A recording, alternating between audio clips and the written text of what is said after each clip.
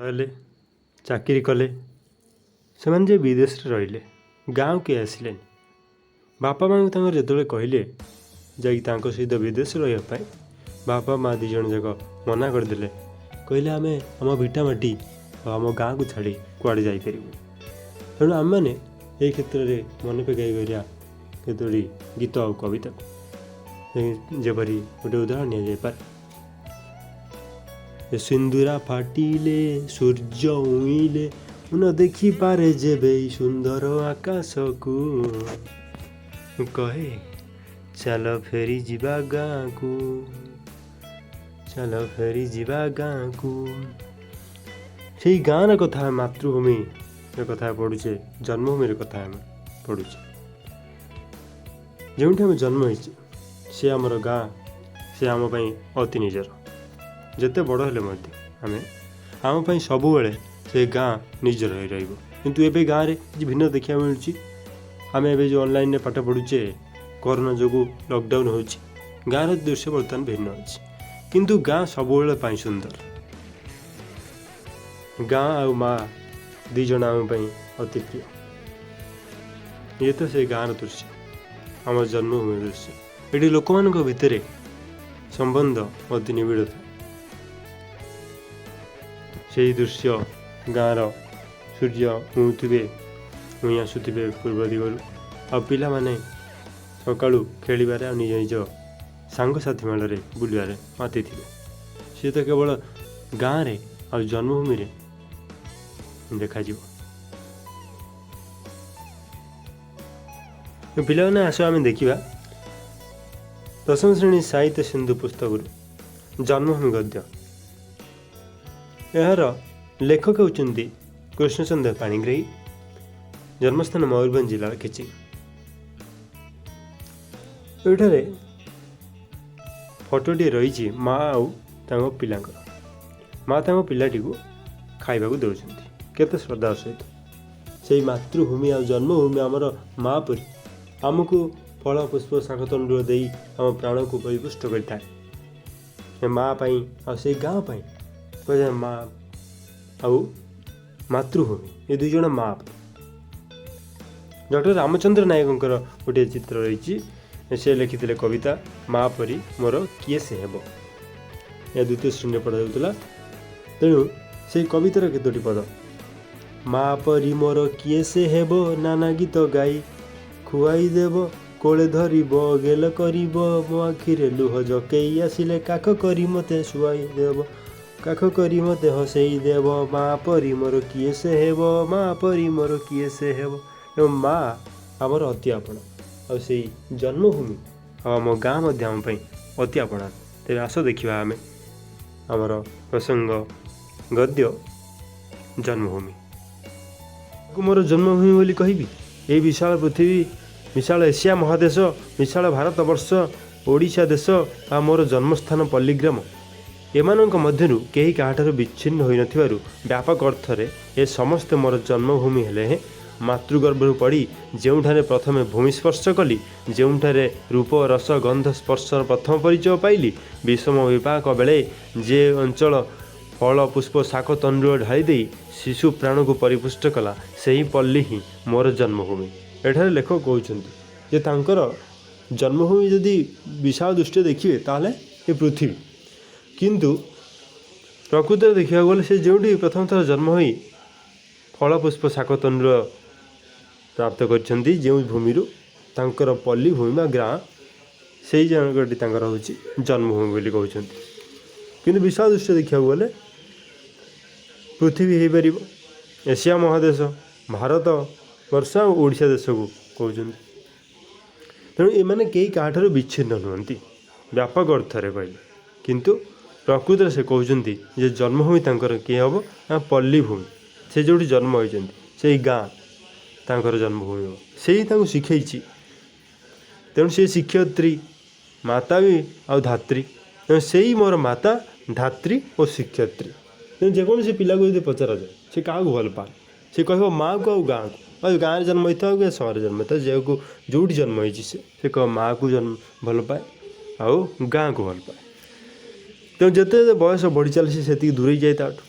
लेखक कहते एठारे आयुसूर्य जिते बेसी बढ़ी चली ता सहित मोर संबंध सेते बेसी घनिष्ठ होबार कथा किंतु ए संबंध दिनकू दिन क्षण हो जेपरिक लीन होगा बसी समय स्रोत निशा शुष्क तृण परी मु भासी चली मोर जन्मभूमि को फेरी जावाई मोर नैतिक साहस ना या भितर मोर पुनर्जन्म घटी जाइए तेणु जी पाखे आसवा कथा बयस बढ़िया से हैनी दूरे जाटू शुष्क तृण परी मु भासी चली समय स्रोत जमी तुमने पाठ पढ़ुच मुझे तो गोटे जगह तो रहीपर पाठ पढ़ापी अन्य गोटे स्थान को पड़ो ए स्कूल अच्छ कॉलेज अच्छी तो कॉलेज टी किसी दूर थो तेणु से दूर जगह जा पड़ो पाठ पढ़ापी चाकरी जो कल से स्थान को जा पड़ो तेणु बयस बढ़िया सहित जी पाखे आसवा कथा जन्मभूमि को सहित ताहीपरी हुए दूरे जाती से निजर कर्मस्थल को जाती समय स्रोत निस्सहाय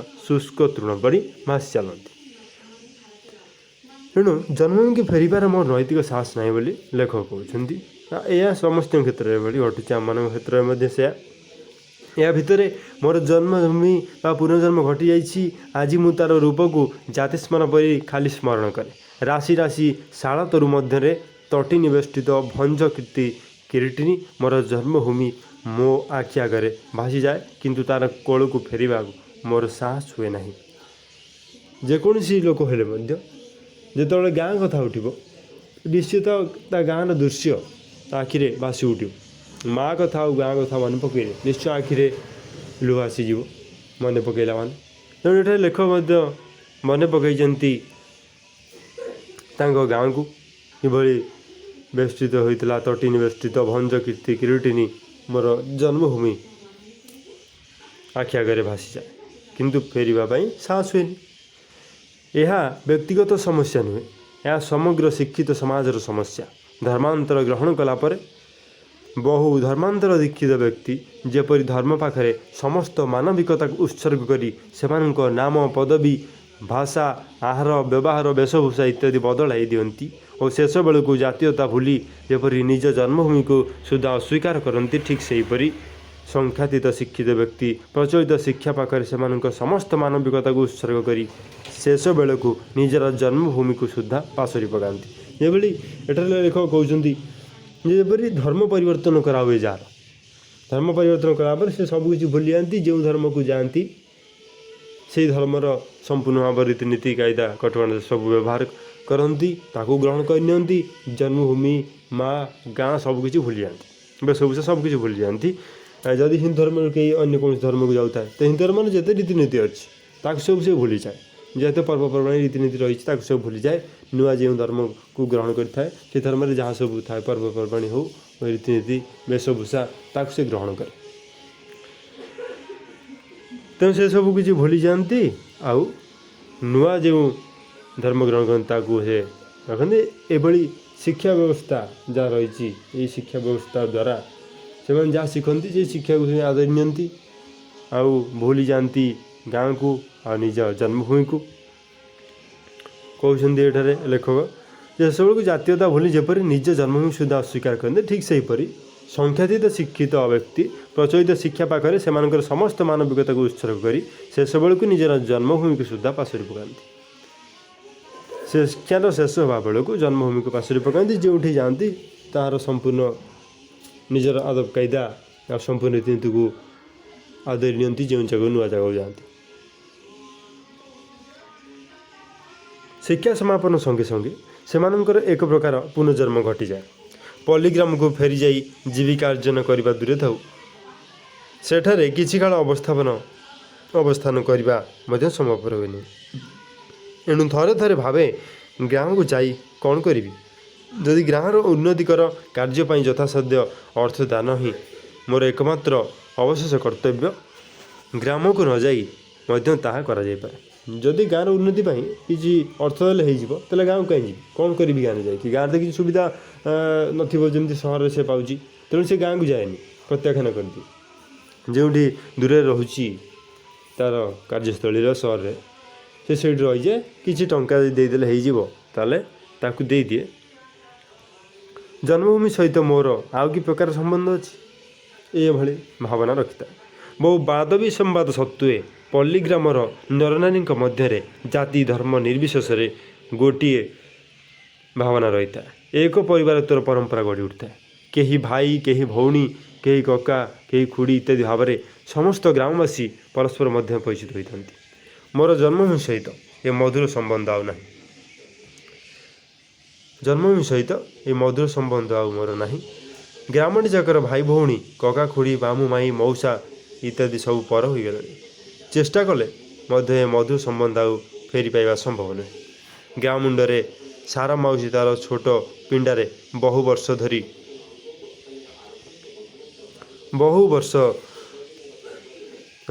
ପ୍ରତିମୂର୍ତ୍ତିଟି ପରି ବସି ଆସିଛି। ଆଜି ମଧ୍ୟ ବସିଥାଏ। ଆଗେ ଦେଖିବା ମାତ୍ର ପଚାରୁଥିଲା, କେବେ ଆସିଲୁ ବାପା? ଆଜିକାଲି କିନ୍ତୁ କହେ, କେବେ ଆସିଲ ବାବୁ? ଗ୍ରାମର ମଝିରେ ଗୋବିନ୍ଦା ଭାଇର କ୍ଷୁଦ୍ର କୁଟୀର। ଆଜୀବନ ଅକର୍ମା ଅବିବାହିତ ରହି ସେ ତା'ର କ୍ଷୁଦ୍ର କୁଟୀରଟିକୁ ଦୁର୍ଗ କରି ସମଗ୍ର ବିଶ୍ୱ ବିରୋଧରେ ବିଦ୍ରୋହ ଘୋଷଣା କରିଛି। ଆଗେ ଦେଖାହେଲେ ବହୁ ମାନ ସହିତ ସେ ମୋତେ ତା'ର କୁଟୀରରେ ବସାଇ ମନବତ ଚଉଦିଶା ବ୍ୟାଖ୍ୟା କରୁଥିଲା। କିଭଳି ଭିନ୍ନତା ଦେଖିବାକୁ ମିଳୁଛି। ଯେତେବେଳେ ଗାଁକୁ ଆସୁଥିଲେ ଆଗରୁ, ସେତେବେଳେ ସେ ପଚାରୁଥିଲେ, ଯେତେବେଳେ ସମ୍ପର୍କ ଥିଲା ଗାଁରେ, ଯେ ଗାଁକୁ ଆସିଲା ମାନେ ପଚାରି ଦେଉଥିଲେ, କେବେ ଆସିଲୁ ବାବୁ? ଏଠି ସମ୍ପର୍କ କିଭଳି ନା, ଗାଁରେ ଦେଖିବାକୁ ଗଲେ ଗୋଟିଏ ଶବ୍ଦରେ ସମସ୍ତେ ଚାଲି ଆସନ୍ତି। ଗୋଟିଏ ଶବ୍ଦରେ ଆଣ୍ଟି କହିଲା ମାନେ କାକା, ମାମୁଁ, ଦଦେଇ ଏଇଭଳି ଯେତେ ସବୁ ସମ୍ପର୍କ ସବୁ ଚାଲିଯାଏ। ଅଙ୍କଲ କହିଲା ମାନେ, ଆଣ୍ଟି କହିଲେ ଖୁଡ଼ି, କାକି, ମାଇଁ, ଚାଚୀ ଯାହାକୁ କହୁଛନ୍ତି, ସମସ୍ତେ ସେଇଥିରେ ଚାଲିଯାଆନ୍ତି। ତେଣୁ ଦୁଇଟି ଶବ୍ଦ ମଧ୍ୟରେ ସମସ୍ତେ ଏଠି ସମ୍ପର୍କ କିଛି ଦେଖାଯାଏନି ଦୁଇଟି ଇଂରାଜୀ ଶବ୍ଦ ମଧ୍ୟରେ। କିନ୍ତୁ ଗାଁକୁ ଆସିଲା ପରେ ଏହିସବୁ ସମ୍ପର୍କ ଗୁଡ଼ିକ ଭଲ ଭାବରେ ଦେଖାଯାଆନ୍ତି। ସେମାନେ ଆସିଲା ମାନେ ନିଜ ନିଜ ସମ୍ପର୍କ ଦେଖିବା ସହିତ ପଚାରନ୍ତି, କେବେ ଆସିଲୁ ବାପ ବୋଲି ନିଜତ୍ୱ ପ୍ରକାଶ କରି ଏଭଳି ପଚାରି ଦେଉଥିଲେ। କିନ୍ତୁ ଏବେ ତା ଆଉ ଦେଖାଯାଉନି। ଏବେ ସେ କେବେ ଆସିଲ ବାବୁ ବୋଲି ପଚାରୁଛନ୍ତି। କାହିଁକିନା ସାର୍ଟ ପ୍ୟାଣ୍ଟ ଏଭଳି ଭାବରେ ଫିଟ୍ ହେଇକି ଆସିଥାନ୍ତି, ଜୋତା ପିନ୍ଧି ବହୁତ ସମୟରେ ବଢ଼ିଆ ମଧ୍ୟ ଦେଖାନ୍ତି, ସେଥିପାଇଁ ସେ ବାବୁ ବୋଲି କହନ୍ତି। ସେଇ ଭଲ ପାଇବା ଯାହା ପୂର୍ବରୁ ଦେଖାଯାଉଥିଲା ତାହା ଆଉ ଦେଖାଯାଏନି। ଆଉ ଗାଁରେ ଯେଉଁ ସାରା ମାଉସୀ ରହିଛି, ତା ଛୋଟ ପିଣ୍ଡାରେ ବହୁ ବର୍ଷ ଧରି ପ୍ରତିମୂର୍ତ୍ତି ବସି ଆସିଛି, ସେ କହେ ଏଭଳି। ଆଉ ଗୋବିନ୍ଦ ଭାଇ କଥା କୁହାଯାଇଛି, ତା'ର କ୍ଷୁଦ୍ର କୁଟୀର ଅକର୍ମା ରହିଥିଲା, ଅବ୍ୟବହିତ ରହିଥିଲା। କିନ୍ତୁ କ୍ଷୁଦ୍ର କୁଟୀର ଦୁର୍ଗ କରି ସମଗ୍ର ବିଶ୍ୱ ବିରୋଧରେ ସେ ବିଦ୍ରୋହ ଘୋଷଣା କରିଛି ଏପରି। ଆଗେ ଦେଖାହେଲେ ବହୁ ମାନ ସହିତ ମୋତେ ତା'ର କୁଟୀର ବସାଉଥିଲା, ଆମର ମଧ୍ୟ ଚଉଦିଶା ବ୍ୟାଖ୍ୟା କରୁଥିଲା। ଆଜି ମୁଁ ଶତ ଚେଷ୍ଟା କଲେ ମଧ୍ୟ ତା'ର ପୂର୍ବ ପତେ ଆଉ ଫେରି ପାଉନି। ଗ୍ରାମଟି ଯାକ ନବାଗତ ଅତିଥିରେ ପରିପୂର୍ଣ୍ଣ ହୋଇଗଲାଣି। ଯେଉଁ ଆଡ଼କୁ ଚାହିଁଲେ ସାର୍ଣ୍ଣ, ମଳିନ, ଉଲଗ୍ନ, କୃଷତର, ଲମ୍ବୋଦର, ଅବାଞ୍ଛିତ, ଅବହେଳିତ ଶିଶୁମାନଙ୍କ ସମାବେଶ ଦେଖାଯାଏ। ମାନେ ଗରିବୀ ରହିଛି, ଅଭାବୀ ରହିଛି। ତା କାରଣରୁ କ'ଣ ହୋଇଛି ନା, ଶୀର୍ଣ୍ଣ, ମଳିନ, ଉଲଗ୍ନ, କୃଷତର, ଲମ୍ବୋଦର, ଅବାଞ୍ଛିତ, ଅବହେଳିତ ଶିଶୁମାନଙ୍କର ସମାବେଶ ଦେଖାଯାଉଛି। ଏମାନଙ୍କ ମଧ୍ୟରୁ କେହି ସୁଦ୍ଧା ମୋତେ ଜାଣନ୍ତି ନାହିଁ। ତେଣୁ ଏତେ ବର୍ଷ ବାହାରେ ରହିବା ମଧ୍ୟରେ ସେହି ସମୟରେ ଅନେକ ତ ଶିଶୁ ଜନ୍ମ ହୋଇଥିବେ, କିନ୍ତୁ ଗରିବୀ ଯୋଗୁଁ ତାଙ୍କର ଅବସ୍ଥା କିଭଳି ରହିଛି? ଶୀର୍ଣ୍ଣ, ମଳିନ, ଉଲଗ୍ନ, କୃଷତର, ଲମ୍ବୋଦର, ଅବାଞ୍ଛିତ, ଅବହେଳିତ ହୋଇ ରହିଛନ୍ତି ଶିଶୁମାନେ।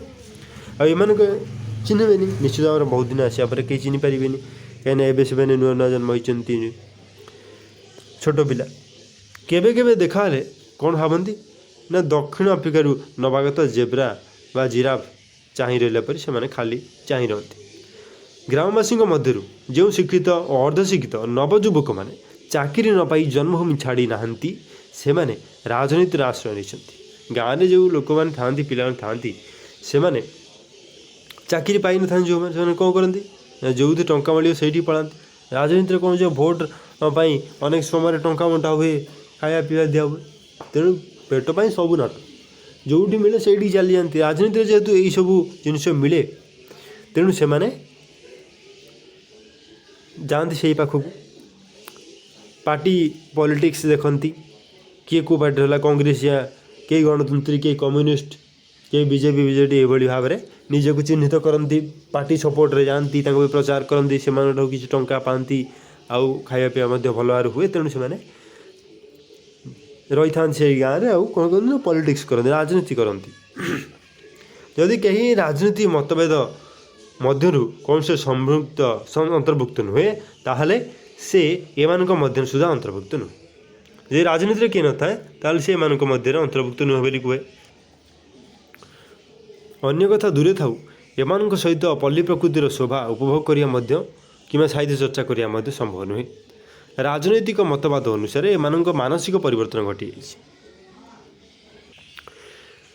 तेणु ये जो लोक मैंने पिला माने गाँव रहीगले से सहित पल्ली प्रकृतिर शोभा उपभोग करवा कि साहित्य चर्चा करने संभव नुहे। राजनैतिक मतवाद अनुसार एमानक मानसिक परिवर्तन घटी जाइछि। एमाने पुष्पित पलाश वन देखती विद्रोहर बन्नी, स्थल पद्म देखती आहबर रक्त और आनंद कृष्णचूड़ा देखती नवागत अनागत जुगर रक्त केतन। एणु एमानक मन सहित गति कर चलिया संभव नुहे। गाँव जो मैंने रही से अजब प्रकार सब देखती तांकर निजर कंट्रोल किसी भी न था। यहीपरी श्रेणीर ग्रामवासी मान मनरे मोर आ स्थान ना। एमानक कर्म योजन स्थान पाइबार संभव नुहे। स्वार्थर विभेद सत्वे कर्म और क्लेश मध्य ग्रामवासी मध्य अन्य प्रकार एक प्रकार परिवारत्वर भाव आपे आपे जात होता है। लेखक आहरी कहते जे यही श्रेणीर ग्रामवासी मान मनरे मोर आ स्थान ना। जेहेतु दूरे रही ग्रामवासी जो लोक मैंने अच्छा से भूली जाइए बहुत दिन जेहेतु आसी ना बहुत वर्ष धरी से भूली जाइए। एमानकर कर्म योजन स्थान पाइबार संभव नुहे। स्वार्थर विभेद सत्वे कर्म और क्लेश मध्य ग्रामवासी मान भितर अन्य एक प्रकार परिवारत्वर भाव आप जात होता है। निराघर निराट झांझीरे लंगल मुन धरणीर वक्ष चिरी एमाने समस्ते नुआ मेघ को चाह रही। ज्येष्ठर शेष बेल को स्तूपीकृत मेघ घनश्याम गिरिराजर मस्तक धीरे धीरे अगणित शालतर उपर को आनीत हो आसे और गर्जन तर्जन दिगंत कंपाई बारीपातर पल्लीभूमि को सिक्त कराए। सिक्त भूमिर सुगंध और वन जुथर परिमल रज पर्वर आरंभ हुए। उद्वेल मनरे ग्रामवासी माने दूली खेल रत बनती। रज पर्व और दूली खेल दृश्य रही जो वर्षा आसे आ परवर्ती समय सिक्त भूमिर सुगंध भूमि जो उदा हो जाए से तार गोटे सुगंध आसे। जो वर्षा पड़े माटी उपर तार गोटे बढ़िया सुगंध आसता है। सिक्त भूमिर सुगंध और वन्य जुथिर परिमल रज पर्वर आरंभ हुए। रज पर्वर आरंभ हुए उद्वेल मनरे ग्रामवासी माने दोली खेल रत हो जाती। महासमारोह रज पर्व शेष होगा निष्ठुर वास्तवता आसी पड़े। कांत सिक्त और धराहत श्रमजीवी मानक समवेत जत्न धरणी शस्य श्यामला हो उठे और हेमंतरे स्वर्ण शीर्ष धान्य ग्राम भूमि पूर्ण हो जाए।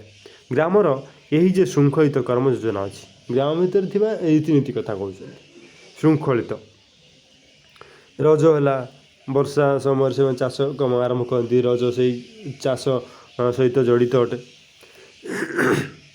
क्लांत सिक्त धराहत श्रमजीवी मान समवेत जत्न धरणी शस्य श्यामला हो उठे और हेमंतरे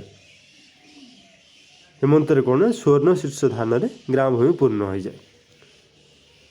जो वर्षा आरंभ हुए चाष कार्य आरंभ हुए हेमंत ऋतु है बेलू से समय धान पाची आसी थाए। तेणु स्वर्ण शीर्ष धान हो जाता है। कर्म योजना से अनेक प्रकार थाए विशेषतः चाष काम ही से करती। ग्रामर यही जे श्रृंखलित कर्म योजना अच्छी से मोर स्थान ना। गाँव ये जो चाष कम रही भितर लेखकर स्थान ना बोली से कहते कारण लेखकर कर्म योजना भिन्न से अलग कम किसी करती चाष तेणु बहुत दिन पर जेहेतु आसमत लोक मैंने भूली जाती कर्म योजन स्थान ना बोली कहते से मोर स्थान ना। ग्रीष्मर झांझीरे वर्षार झड़े बा हेमंतर शीतर यही कर्म योजन कौन स्थान में अंश नापी मोर भौतिक शक्तिर अभाव नथिले मध्य कौन अभाव रही नैतिक शक्तिर अभाव रही। जेहेतु बहुत वर्ष धरी नहांती गाँव लोक कर्म मिसी ना तेणु भूली जाती। तेणु तार नैतिक शक्तिर अभाव रही से कहते भौतिक शक्तिर नुहे। एणु मु मोर जन्मभूमिर खाली मनरू नुहे कर्मरू विच्युत हो पड़ी। मनुष्य को सबुले जुक्तिवादी जीव बोली कहवा ठीक नुहे। से बहु परिमाण गतानुगतिकतार साहस आभिजात्यर चिन्ह बोली विवेचित निरर्थक नेकटाई को मध्य छाड़े ना कौन जुक्तिवादी जीव बोली सब कहीहबनी गतानुगतिक भाव में से जहाँ चली सहित जावाक पसंद करमती कोविड-19 कोरोना महामारी जो ऑनलाइन शिक्षादान एवं जब आम कह आगुरी क्लासरूम में पढ़ा तो भल था एवं ऑनलाइन को आसबेनि कि पढ़ेनि ताल पाठपढ़ा निश्चित भाव में जहाँ भी हो पार बिल्कुल पढ़ाई पार तेणु गतानुगतिकतार दास बोली जो कहते ठीक हाँ जेदे से जाई से फल खाए जहाँ जो मिलला जो समय जो परिवर्तन है परिवर्तन सहित ताल दे गति करने को ये कहते जे गतानुगतिकतार दास आभिजातर चिन्ह बोली विवेचित निरर्थक नेकटाई को मध्य छाड़े ना कायक्लेश न सहिबा जदि अभिजातर चिन्ह ताहले एपरी अर्थपूर्ण अभिजातर चिन्ह को किए बा कहीं छाड़ किए कहीं छाड़ से भाई अभिजातर चिन्ह को माने कायक्लेश कष्ट जो कर्मजनित कष्ट को जदि न सहिबा हो अभिजात्य मान कौन करती से लोक मैंने काम करने पसंद कर लोक द्वारा काम करेंगे अभिजातर चिन्ह आम कले आम सम्मान हानि घटो ये भावना अनेक लोक रखि था यदि अभिजातर चिन्ह कायक्लेश न सहिबा ताहले एपरी अर्थपूर्ण अभिजातर चिन्ह को किए बा कहीं छाड़ समस्त शिक्षित कायक्लेश सहिबा को अक्षम नुहति शिक्षित माने जिते सब शिक्षित अच्छा समस्ते कायक्लेश सहिबा को अक्षम नुह सक्षम से माने कष्ट करें सहीपर किंतु समस्त शिक्षित अभिजात श्रेणीर अंतर्भुक्त माटी को से आसिया चाहती कादू न लगू गोड़े ये भावना रखती पाठ पढ़ली मैंने आम आ माटी गोलेबानी ये भावना ठीक नुहे बर्तमान देखिए जे बहुत सब रेट बढ़ुची खाद्य जिनसर दाम बढ़ी जाइए जदि समस्ते शिक्षित होगापर निज निज आवश्यकता पूर्ण करने किसी गछ लगौ था तेरे एत रेट बिल्कुल भी बढ़तानी निज निज आवश्यकता पूर्ण करें जदि जहाँ पाखे समय नहीं से अलग था कि समय थी अनेक काम करना तेणु जदि कम करें यही शिक्षित वर्ग जहाँ कथा लेखक कहते अभिजात छाड़िया संभव नुहे किंतु से माने शारीरिक कार्य करेंगे कि करूना एणु शारीरिक श्रम छाड़ा ही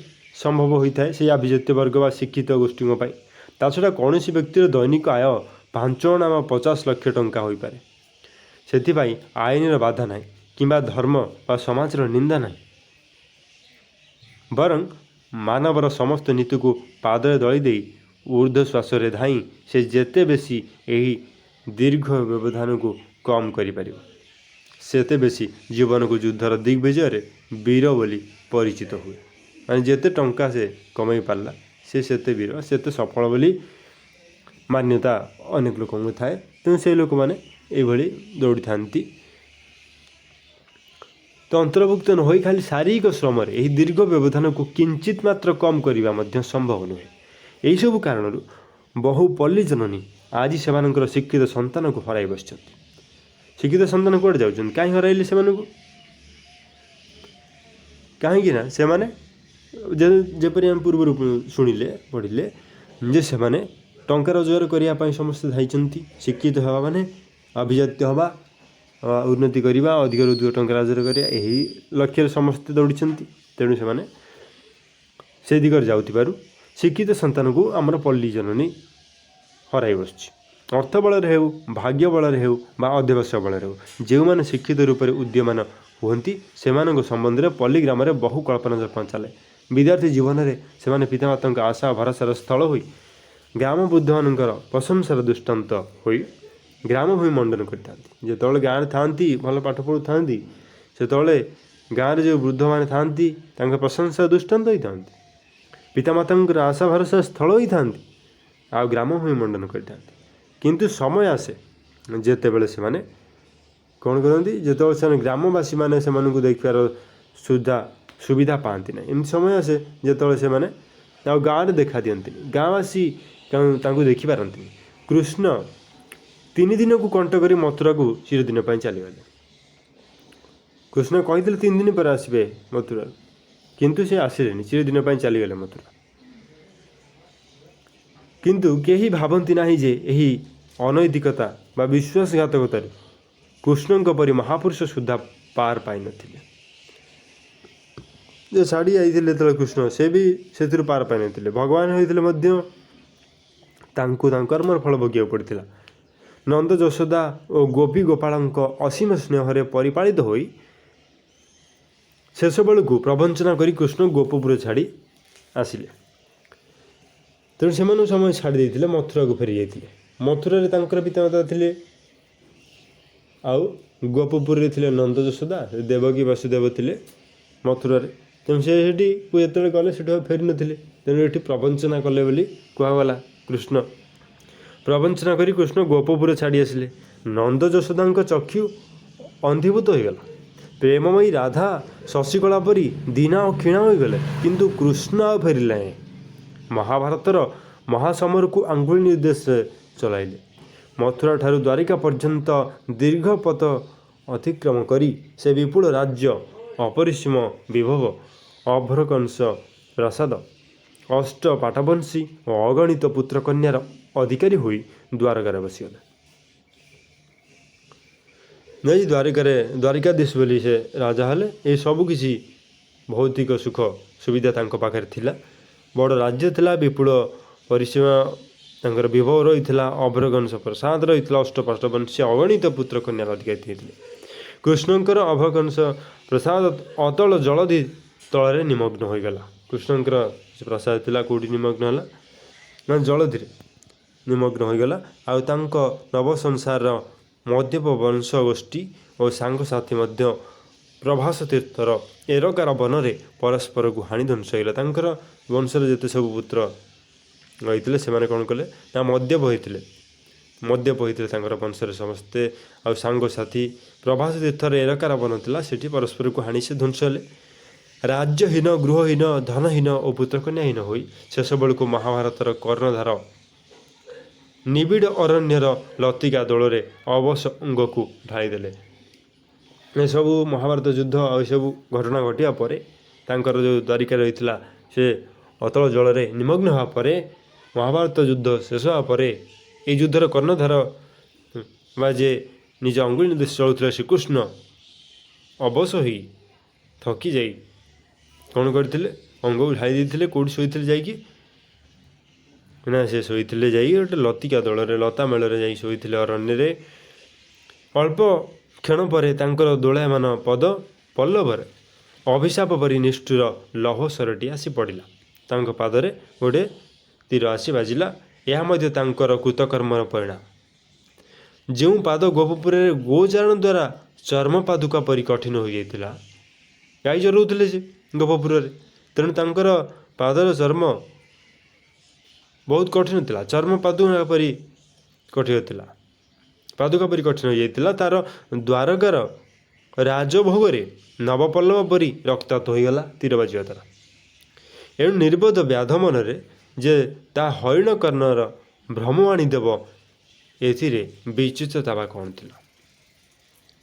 ତେଣୁ ସେ ଯେଉଁ ଜଙ୍ଗଲରେ ତରୁଲତା ମେଳରେ ଶୋଇଥିଲେ, ସେଇଠି ତାଙ୍କର ପାଦ ଆଙ୍ଗୁଳି ଦେଖାହେଲା ହରିଣର କାନ ପରି। ଶିକାରୀ ଯେଉଁ ଆସିଥିଲା, ଶିକାରୀ ତୀର ମାରିଥିଲା ଆଉ ବାଜିଲା ଯାଇକି ଶ୍ରୀକୃଷ୍ଣଙ୍କ ପାଦରେ, କିନ୍ତୁ ତାଙ୍କୁ ତ ଜଣାନଥିଲା ଯେ ଶ୍ରୀକୃଷ୍ଣଙ୍କ ପାଦ ବୋଲି। ତେଣୁ ସେଇ କଠିନ ପାଦ, ଯାହା ପାଦୁକା ପରି, ବା ସେତେବେଳେ ସମୟରେ ଯେଉଁ କଠଉ ପିନ୍ଧୁଥିଲେ ବା ପାଦୁକା ପିନ୍ଧୁଥିଲେ, ସେ ତାପରେ ଟାଣ ହୋଇଯାଇଥିଲା। ତଥାପି ମଧ୍ୟ ସେଥିରେ ତୀର ବାଜି ସେ ରକ୍ତାକ୍ତ ହେଲେ। ଏହି ପୁରାତନୀ ଗାଥାରେ ସତ୍ୟ ରହିଛି। ଏ ଯେଉଁ ପୁରୁଣା କଥା, ଏଥିରେ ସତ୍ୟତା ରହିଛି। ଏଣୁ ବହୁ ଶତାବ୍ଦୀର ବିସ୍ମୃତି ଭେଦ କରି ତାହା ଆଜି ଆମ୍ଭମାନଙ୍କ ପାଖରେ ପହଞ୍ଚି ପାରିଛି। କୃଷ୍ଣଙ୍କ ନବରାଜ୍ୟର ଅଭ୍ରକଂସ ପ୍ରାସାଦ ଆଉ ନାହିଁ, କିନ୍ତୁ ତାଙ୍କ ମାତୃଭୂମିର ଗୋପ, ବୃନ୍ଦାବନ, ଯମୁନା, ଗୋପୀ, ଗୋପାଳ ଇତ୍ୟାଦି ସବୁ ପୂର୍ବ ପରି ରହିଛନ୍ତି। ପୂର୍ବ ପରି ଆଜି ମଧ୍ୟ ଯମୁନା ବହି ଚାଲିଛି। ବୃନ୍ଦାବନର ପୁଷ୍ପିତ କଦମ୍ବରେ ଆଜି ମଧ୍ୟ ମୟୂରର ଉଦ୍ଧତ ନୃତ୍ୟ ଦେଖାଯାଏ ଓ ଆଜି ମଧ୍ୟ ଦୂର ବଂଶୀ ସ୍ୱନରେ ଅନୁଡ଼ା ଗୋପକନ୍ୟାର ମନ ଅହେତୁକ ଓ ଅନାହୁତ ବ୍ୟଥାରେ ଭାରାକ୍ରାନ୍ତ ହୋଇଉଠେ। କୃଷ୍ଣଙ୍କର ଏ ଯେଉଁ କଥା ରହିଛି ତାହା ମନରେ ଅଛି, କିନ୍ତୁ ବାକି ସବୁ ସ୍ଥାନ ସେଭଳି ରହିଛି। କୃଷ୍ଣଙ୍କ ନବରାଜ୍ୟର ଅଭ୍ରକଂସ ପ୍ରସାଦ ଆଉ ନାହିଁ। ମାତୃଭୂମି ଗୋପ, ବୃନ୍ଦାବନ, ଯମୁନା ନଦୀ ଅଛି, ଗୋପ ବୃନ୍ଦାବନ ବି ରହିଛି, ଗୋପୀ, ଗୋପାଳ ଇତ୍ୟାଦି ସବୁ ପୂର୍ବପରି ଅଛନ୍ତି। ପୂର୍ବପରି ଆଜି ମଧ୍ୟ ଯମୁନା ବହି ଚାଲିଛି। ଯମୁନା କେଉଁଠି ବହୁଛି କେଉଁ ରାଜ୍ୟ ଦେଇ? ଦେଖିଥିବେ ଦିଲ୍ଲୀରେ ଯମୁନା ନଦୀର ପାଣି ଦିଲ୍ଲୀ ସହରରେ ବ୍ୟବହାର କରାହୁଏ। ବୃନ୍ଦାବନ ପୁଷ୍ପିତ କଦମ୍ବରେ ଆଜି ମଧ୍ୟ ମୟୂରର ଉଦ୍ଧତ ନୃତ୍ୟ ଦେଖାଯାଏ। ବୃନ୍ଦାବନରେ ଏବେ ବି ସେ ମୟୂର ନୃତ୍ୟ କରୁଛି ବନରେ। ଆଜି ମଧ୍ୟ ଦୂରବଂଶୀ ସ୍ୱନରେ ଅନୁଡ଼ା ଗୋପକନ୍ୟାର ମନ ଅହେତୁକ ଅନାହୁତ ବ୍ୟଥାରେ ଭାରାକ୍ରାନ୍ତ ହୋଇ ଉଠେ। କୃଷ୍ଣଙ୍କର ଏହି ଅମର ଗାଥାରୁ ବହୁ କଥା ଶିଖିବାର ଅଛି। ଏହା ସତ୍ୟ ଯେ ଭାରତୀୟ ଅର୍ଥନୈତିକ ବେଷ୍ଟିନୀରେ ପାଶ୍ଚାତ୍ୟ ଶିକ୍ଷା ପଦ୍ଧତିକୁ ଥୋଇ ଦିଆଯାଇଛି। ଭାରତୀୟ ଅର୍ଥନୈତିକ ବେଷ୍ଟିନୀ, ଭାରତୀୟ ଅର୍ଥନୀତି ବିଶେଷତଃ କୃଷି ସମ୍ପର୍କିତ, କୃଷି ପର୍ଯ୍ୟବେସିତ, ଚାଷ ଉପରେ ନିର୍ଭର କରନ୍ତି ଭାରତୀୟମାନେ। ଅଧିକାଂଶ 50%ରୁ ଅଧିକ ଲୋକ ଭାରତରେ ଚାଷ ଉପରେ ହିଁ ନିର୍ଭର କରନ୍ତି ତାଙ୍କର ଅର୍ଥନୀତି ବା ଅର୍ଥକୁ ପ୍ରାପ୍ତ କରିବା ପାଇଁ, ଦୈନନ୍ଦିନ ଜୀବନ ପରିଚାଳିତ କରିବା ପାଇଁ। ତେଣୁ ଏଠି କ'ଣ କରାଯାଇଛି? ପାଶ୍ଚାତ୍ୟ ଜୀବନ ଧାରଣ, ପାଶ୍ଚାତ୍ୟ ଶିକ୍ଷାକୁ ଥୋଇ ଦିଆଯାଇଛି ଭାରତୀୟ ଅର୍ଥନୀତିର ବେଷ୍ଟିନୀରେ। ପାଶ୍ଚାତ୍ୟ ଶିକ୍ଷା ଆସିଯାଇଛି, ଇଂରାଜୀ ଶିକ୍ଷା ପ୍ରଚଳିତ ହୋଇଛି। ଏହା ମଧ୍ୟ ଭଲ କଥା, ଶିଖିବା, ଆମେ ଭାଷା ଶିଖିବା, କିନ୍ତୁ ଆମର ସଂସ୍କୃତିକୁ ଭୁଲିବାନି, ଆମର ମୂଳଦୁଆକୁ ତାକୁ ଭୁଲିବାନି। ଆଉ ମୂଳ ଯେଉଁଠି ଦୃଢ଼ ରହିବ ସେଇଠି ବୃକ୍ଷଟି ଭଲ ଭାବରେ ବଢ଼ିବ ହୃଷ୍ଟପୃଷ୍ଟ ହୋଇ। ଅଳ୍ପ ଟିକିଏ ପବନ ହେଲେ, ବାତ୍ୟା ହେଲେ କେବେ ଭାଙ୍ଗି ପଡ଼ିବନି। ତେଣୁ ଭାରତୀୟ ସଂସ୍କୃତିର ମୂଳଦୁଆ ଯେଉଁ ସଂସ୍କାର ରହିଛି, ସଂସ୍କୃତି ଅଛି, ତାହାକୁ ଧରି ରଖିବା ଉଚିତ। ଏହା ନିଶ୍ଚିତ କଥା ଯେ ପାଶ୍ଚାତ୍ୟ ଜୀବନ ଧାରଣରେ ମାନବ ଅନୁସରଣ କରିବେ, ଏହା ନିଶ୍ଚିତ କଥା। ତଥାପି ବହୁ ସହସ୍ର ଶିକ୍ଷିତ ମଧ୍ୟରୁ ଯେଉଁମାନେ ସେମାନଙ୍କ ମହାନୁଭବତାର ପରିଧିକୁ ପଲ୍ଲୀଗ୍ରାମରୁ ପ୍ରଥମେ ଆରମ୍ଭ କରି ବିଶ୍ୱ ପର୍ଯ୍ୟନ୍ତ ବ୍ୟାପ୍ତ କରିପାରିଛନ୍ତି, ସେମାନେ ହିଁ ଆମ୍ଭମାନଙ୍କ ନମସ୍ୟ। କିନ୍ତୁ ଏହି ସ୍ୱାଭାବିକ ପନ୍ଥା ଛାଡ଼ି ଯେଉଁମାନେ ଗ୍ରୀସୀୟ ଦେବତା ଏଟଲାସ୍ ପରି ସମସ୍ତ ବିଶ୍ୱର ଭାର ବହନ କରିଛନ୍ତି ବୋଲି କୁବ୍ଜ ହୋଇ ଚାଲନ୍ତି, ସେମାନେ ଖାଲି ପ୍ରବଞ୍ଚନା କରନ୍ତି। କ'ଣ କହୁଛନ୍ତି ଏଠାରେ ଲେଖକ? ଯେ ବହୁ ସହସ୍ର ଶିକ୍ଷିତ ମଧ୍ୟରୁ ଯେଉଁମାନେ ସେମାନଙ୍କ ମହାନୁଭବତାର ପରିଧିକୁ ପଲ୍ଲୀଗ୍ରାମରୁ ଆରମ୍ଭ କରିଥିଲେ ପ୍ରଥମେ, ଆଉ ବିଶ୍ୱ ପର୍ଯ୍ୟନ୍ତ ପର୍ଯ୍ୟାପ୍ତ କରିଛନ୍ତି, ସେମାନେ ଆମ୍ଭମାନଙ୍କର ନମସ୍ୟ। ପଲ୍ଲୀଗ୍ରାମରୁ ବିଶ୍ୱ ପର୍ଯ୍ୟନ୍ତ କ'ଣ କରିଛନ୍ତି? ମହାନୁଭବତାର ପରିଧିକୁ ବ୍ୟାପ୍ତ କରିଛନ୍ତି, ସେମାନେ ନମସ୍ୟ। କିନ୍ତୁ ସ୍ୱାଭାବିକ ପନ୍ଥା ଛାଡ଼ି ଯେଉଁମାନେ ଗ୍ରୀସୀୟ ଦେବତା ଆଟଲାସ୍ କ'ଣ କରିଥାନ୍ତି? ଆଟଲାସ୍ ସେ କ'ଣ କରିଥାନ୍ତି ନା ବିଶ୍ୱର ଭାର ବହନ କରିଥାନ୍ତି ବୋଲି ସେ କୁବ୍ଜ ହୋଇ ଚାଲିଛନ୍ତି ବୋଲି ଅନୁଭବ କରନ୍ତି। ଏଇ ବାକି ସବୁ ଶିକ୍ଷିତ ଗୋଷ୍ଠୀ ରହିଲେ ସେ ଆଟଲାସ୍ ପରି ବିଶ୍ୱର ଭାର ବହନ କରନ୍ତି ଆଉ କୁବ୍ଜ ହୋଇ ଚାଲିଛନ୍ତି ବୋଲି କୁହନ୍ତି। ସେମାନେ ଖାଲି କ'ଣ କରନ୍ତି ନା ପ୍ରବଞ୍ଚନା କରନ୍ତି। ଯେ ଭଲ ଗ୍ରାମବାସୀ ନୁହେଁ ସେ ଭଲ ଓଡ଼ିଶାବାସୀ ନୁହେଁ, ଯେ ଭଲ ଓଡ଼ିଶାବାସୀ ନୁହେଁ ସେ ଭଲ ଭାରତବାସୀ ନୁହେଁ। ତେଣୁ ଗ୍ରାମବାସୀ ଭଲ ହେଲେ ଓଡ଼ିଶାବାସୀ ମଧ୍ୟ ଭଲ ବୋଲି କୁହାଯିବ। ଆଉ ଭଲ ଓଡ଼ିଶାବାସୀ ଭଲ ଭାରତବାସୀ, ଆଉ ଯିଏ ଭଲ ଭାରତବାସୀ ନୁହେଁ ସେ ଭଲ ବିଶ୍ୱବାସୀ ହୋଇନପାରେ। ଆଉ ଭଲ ଭାରତବାସୀ ହେବାକୁ ହେଲେ, ଭଲ ଗ୍ରାମବାସୀ ହେବାକୁ ହେଲେ କ'ଣ କରିବାକୁ ପଡ଼ିବ ନା ଯେତେ ସ୍ୱଚ୍ଛ ସବୁଜିମା ଭରା ରଖିବ ଗାଁକୁ, ତେଣୁ ଭାରତ ମଧ୍ୟ ସୁସ୍ଥ ହେବ, ବିଶ୍ୱ ମଧ୍ୟ ସୁସ୍ଥ ହେବ। ଏବେ ଯେଉଁ କରୋନା ମହାମାରୀ ଦେଖାଯାଇଛି କ'ଣ ପାଇଁ ହେଉଛି? ପ୍ରକୃତି ଉପରେ ଯେଉଁ ଅତ୍ୟାଚାର ମଣିଷ କରିଚାଲିଛି, ଅଧିକରୁ ଅଧିକ ପଲିଥିନ୍ ବ୍ୟବହାର କରୁଛି, ସ୍ୱଚ୍ଛ ରଖୁନି, ଅଧିକ ଧୂଳି ଧୂଆଁ ହେଉଛି। ତେଣୁ ପରିବେଶ, ପ୍ରକୃତି, ଏ ଯେଉଁ ଆମେ ଜନ୍ମଭୂମି କଥା ଏଠି ପଢ଼ୁଛେ, ସେ ପ୍ରକୃତି ସମ୍ପର୍କିତ, ପ୍ରକୃତି ହିଁ ତାକୁ କୁହାଯିବ। ତେଣୁ ପ୍ରକୃତି ଯେତେବେଳେ ତା'ର ନିଜର ଏଠାରେ ରୂପ ଦେଖାଇବ, ତାହା ସମସ୍ତଙ୍କୁ କଣ୍ଟ୍ରୋଲ୍ କରିବା ବଡ଼ ମୁସ୍କିଲ ହୋଇପଡ଼ିବ। ପ୍ରକୃତି ତା ରୂପ ଦେଖାଇଛି। ଆଗରୁ ପ୍ଲାଷ୍ଟିକ୍ରେ ସମ୍ପୂର୍ଣ୍ଣ, ଏବେ ବି ବହୁତ ଅଧିକ ପଲିଥିନ୍ ଆଉ ପ୍ଲାଷ୍ଟିକ୍ର ବ୍ୟବହାର କରାଯାଉଛି। ଆମେ ସମସ୍ତେ ବ୍ୟବହାର କରୁଛେ, କେହି ବି ଏଥିରୁ ଭିନ୍ନ ନୁହେଁ, ସମସ୍ତେ ପ୍ଲାଷ୍ଟିକ୍ର ବ୍ୟବହାର କରୁଛେ। ପଲିଥିନ୍ ଠାରୁ ଆରମ୍ଭ କରି କୋଲ୍ଡ ଡ୍ରିଙ୍କସ୍ ସବୁ କ୍ଷେତ୍ରରେ ପ୍ଲାଷ୍ଟିକ୍ର ବ୍ୟବହାର ହେଉଛି, ଖାଦ୍ୟଦ୍ରବ୍ୟ ସବୁଠି। ଏଇ ଯେଉଁ ପ୍ଲାଷ୍ଟିକ୍ ଆଗରୁ ବହୁତ ବଢ଼ି ବଢ଼ି ଆଜି ପର୍ଯ୍ୟନ୍ତ ବଢ଼ି ଚାଲିଛି, ଏ ପ୍ଲାଷ୍ଟିକ୍ରେ ବର୍ତ୍ତମାନ ପାଇଁ ପୃଥିବୀ ଆଉ ପ୍ରକୃତି ସବୁ ଘୋଡ଼େଇ ହେଇଯାଇଥିଲେ। ଏବେ ଭିନ୍ନ କଥା ଦେଖିବାକୁ ମିଳିଲା ଯେ କରୋନା ଆସିଲା ମାନେ ସବୁ ଲୋକମାନେ ମୁହଁରେ ମାସ୍କ ପିନ୍ଧିବା ସହିତ ପ୍ଲାଷ୍ଟିକ୍ର ଖୋଳ ପିନ୍ଧୁଛନ୍ତି।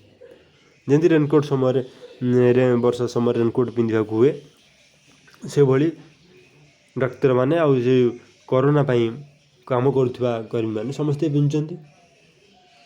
ତେଣୁ ପ୍ରକୃତି ଯେତେବେଳେ ରୁଷ୍ଟ ହୁଏ, ସେଇ ପ୍ଲାଷ୍ଟିକ୍ ଆସି ଆମ ଉପରେ ପଡ଼ିଛି। ଏବେ ଯେଉଁ ପ୍ଲାଷ୍ଟିକ୍କୁ ଆମେ ପ୍ରକୃତି ଉପରେ ପକାଇଥିଲେ, जे भल ग्रामवासी नुहे से भल विश्ववासी ओडावासी कि भारतवासी हो पारे ना आ जे भल भारतवासी नुहे भल विश्वासी हो न पारे जो मैंने पाश्चात्य शिक्षार समस्त निगड़ छिन्न कर महानुभावतार परिधि को प्रथम पल्ली आरंभ कर समग्र ओडिशा और भारतवर्ष को व्याप्त करें आम्भमान नमस्या हमें जो मैंने यही पाश्चात्य शिक्षा शिख समस्ते शिखा उचित किंतु ताकू सब छाड़ी गोटे समय आसो से सब को छाड़ी गर्व अहंकार को छाड़ी गाँव को आसवाक हम तेणु गांधीजी कहते भारतर आत्मा अच्छी गाँव भारतर सब उन्नति कृषि क्षेत्र में हो जेको क्षेत्र में उन्नति गाँव लोक मैंने निश्चित भाव में साहय करती सहर में कौन चाष हुए से सहर लोक मैंने खाती कौटू खावा कौटू पाती गाँव में पाखवर्ती निकटवर्ती जो सब पाखपाखी गाँव थाए से जो सब चाष होगी आसे ताक सब से खाद्य ग्रहण भाव ग्रहण करती